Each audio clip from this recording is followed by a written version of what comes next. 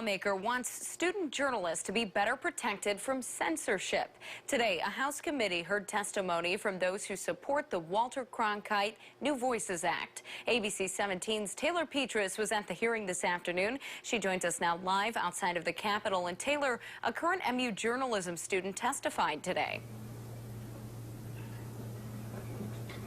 Yes, Marissa, Tim Tye, a senior at the University of Missouri, testified in front of the Emerging Issues House Committee this afternoon to show his support for the Walter Cronkite New Voices Act, or House Bill 2058.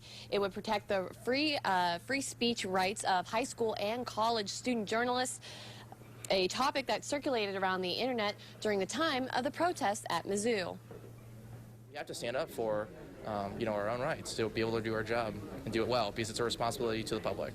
Back in November, MU senior journalism student Tim Tye jumps over the arms of protesters to try to get a picture of the historic campus protests. They were blocking him from getting that shot. That same day, communications professor Melissa Click tells another student journalist to leave. You need to get out. Don't look at them as students, look at them as journalists, because that's what they are. Today, 10 people testified in support for a bill that would ensure student journalists could do their jobs without fearing censorship from school officials. State Representative Elijah Harr is sponsoring the Walter Cronkite New Voices Act. He says school administrators shouldn't be allowed to censor student publications unless the material is slanderous. It's been so accepted as the law of the land that just no one's really been willing to challenge it. So I think this kind of sets a new day in Missouri, a new tone for student journalists, in my opinion. Harr says he had been considering the legislation for several months, but the controversy regarding the media during the protests at the university in the fall made bringing it to life more realistic.